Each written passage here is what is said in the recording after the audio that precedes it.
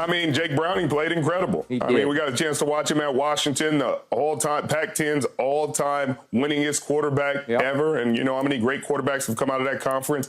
So it was great to see him play well, get an opportunity, and take advantage of it. It was really sad to see Trevor Lawrence go down. You know, you hoped it wasn't serious. But a high ankle sprain at this point of the year is probably season ending. He was playing a really good game. It was a really good game in totality at that point, other than the Zach Taylor decision to let Tyler Boyd throw a pass when Jake Browning was hot as fish grease.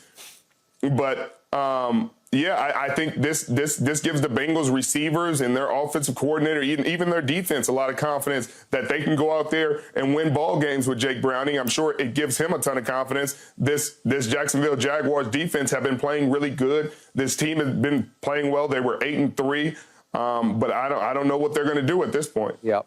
Yeah, you look at Jake Browning last night, and he goes 32 or 37 for what, 350, a couple touchdowns. Yep. Mm-hmm. That's big-time football. It was. Right? And if it was Joe Burrow with those same numbers, we would be jumping up and down because many people expected this not to happen for Jake Browning. I think if what Richard mentioned, Washington, the kid once upon a time threw 91 touchdowns in high school, his senior year. And he was high school, but he still threw 91 touchdowns. Folsom, That's a lot. California. Folsom, California. So he knows how to play the position. In the National Football League, as I've always said, Skip, and I'll continue to say it, executives get the quarterback position wrong all the time. Actually, more often than not. But go ahead. That is correct. People don't realize that. You know, here's a kid that was the Gatorade Player of the Year. He was everything, Mr. Everything in football. He goes to Washington. He's the all-time Pac-12 leader and the whole wins and the whole deal, but yet and still he goes undrafted. And now he has to show people, when you surround me with T. Higgins and Boyd and Jamar Chase and Mixon, I can play this position.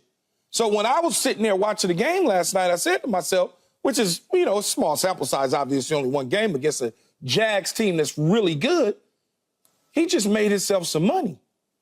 Now, he's going to continue to play the rest of the year, but starting last night, he made himself some money because there's a team out there that's looking for a quarterback in the future.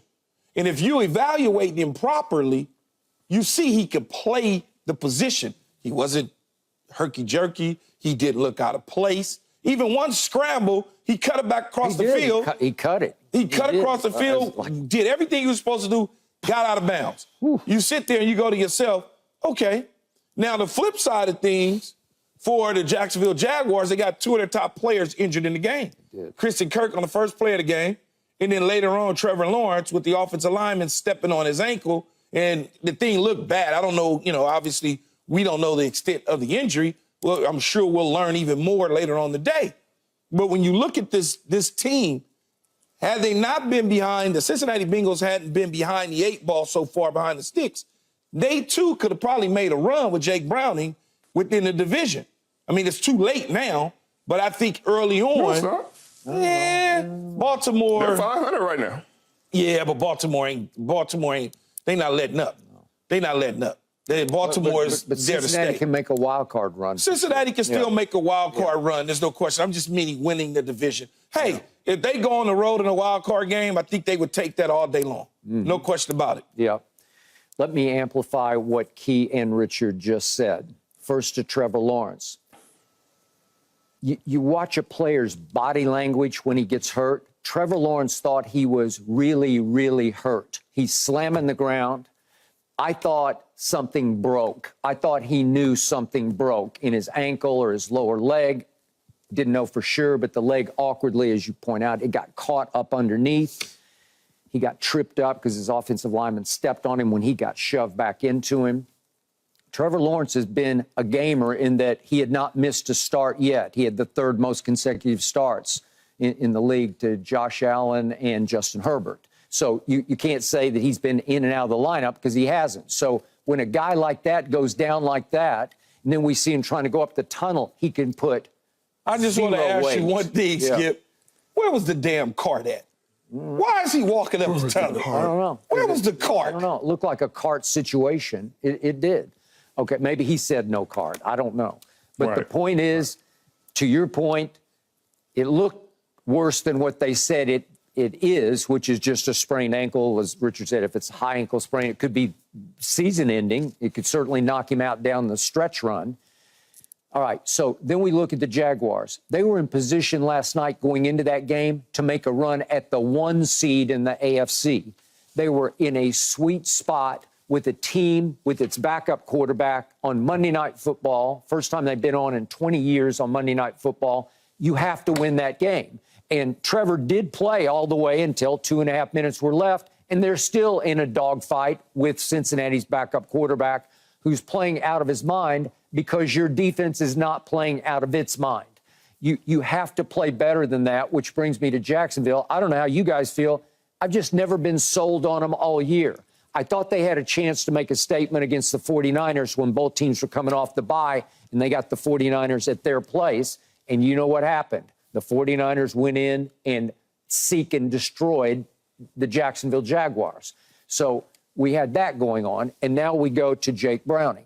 So to your point, Keyshawn, he started 54 games at Washington. That's a lot of college starts because he started when he was a true freshman at Washington. He stayed through. He did not try to enter the draft, probably because he stuck his feelers, his toe in the water and figured nobody's going to draft me anyway. I'm going to go back for my senior year. But he played at a very high collegiate level and went undrafted. And all of a sudden, he's looking like Cooper Rush did in Dallas when he won 5 out of 6 games as a starter. I think Cooper Rush is very good. Tony Romo predicted last year that Cooper Rush would get his money, get a big deal to go somewhere and be a starting quarterback. It did not happen, and I'm happy for it because he's still my backup quarterback. But Brock Purdy almost went undrafted, and he just might be the NFL's MVP this year. So you want to talk about some swings and misses, and I'm not completely sure about Jake Browning just yet, but off last night, that was a masterpiece on the Monday night stage. Yeah, typically, though. Yeah. Go ahead, Richard. Yeah, I mean, even some of the misses that were drops. I mean, there were 2 or 3 drops where it hit the receivers in the hands and they just let the ball go.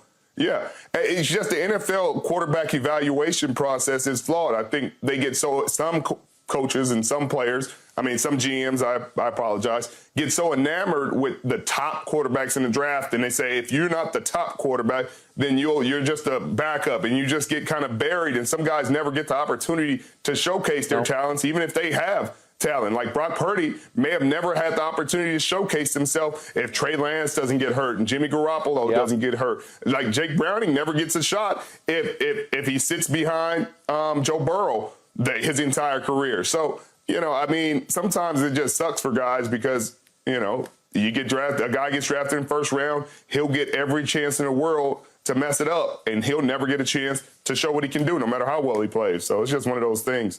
Jake Browning may never be a long-term answer at the quarterback position in the National Football League, Skip. He may never be a starter. Maybe not. But what he did show last night is he can play the position in the National Football League. With poise, under fire, on the biggest stage. The New York Jets would love to have that. Hey. If Jake Browning was on the New York Jets, they'd be a different team. Would Aaron Rodgers then seriously be trying to come back? Well, yes, because it would be a different team. And the reason I bring this up is because, much like Richard says, when you don't get the opportunity, when executives in the National Football League make their mind up and fall in love with the top guys, they dismiss everybody else. They just do. Okay, this happened to Tom Brady. I could go on and on and on where they say, well, he's going to be a lifetime backup. Then the opportunity comes, and now all of a sudden, things look different. And yet the flip side is Zach Wilson was the number 2 pick in the draft, and they won't let go of him. They just can't. They keep trying and trying, and I didn't like him before the draft, but there's no poise under fire. There's no consistent accuracy. You see the tangibles. You see he's got a nice arm, and he's athletic, nice size, but he can't play the position. No. And the thing with Jake Browning is he put that on display for us to see last night. Now, whether or not he turns back into a pumpkin, probably not. I look at him more of a guy who right now is a really good backup that could potentially grow over time, maybe into a starter, so to speak, he'll have plenty of time over the next 6 weeks to show that he can get if he may get an opportunity to be somebody's starter in the future. Yeah. And may I add one last little point here? Jamar Chase is really good. I just love watching him play because he is a flat-out baller. I didn't love him backing into the end zone. It's a little hot doggy after the long touchdown. But that's a Keyshawn. Skip, right? stop. Okay. You well, sound like an 80-year-old man that's mad with a newspaper sitting in a rocking chair. Did you like that? He didn't do nothing but turn around. Just come on, Skip. End zone. But he was balling. I just said a good thing because I'll take him over Justin Jefferson. You gave him a backhand compliment. I did not. I gave him a fronthand compliment, and then I gave him. I didn't love that. That's a Keyshawn thing. It's a Keyshawn thing. No, I didn't hot dog. No, I didn't. You never stopped and backed. Only in high school and junior college did I do things like that. Not in the pros. Okay. Been there, done that. No USC. Nah. All right. Thanks for watching, Undisputed fans. Do you want more highlights from the show? Make sure to click that subscribe button for all the exclusive content from Undisputed.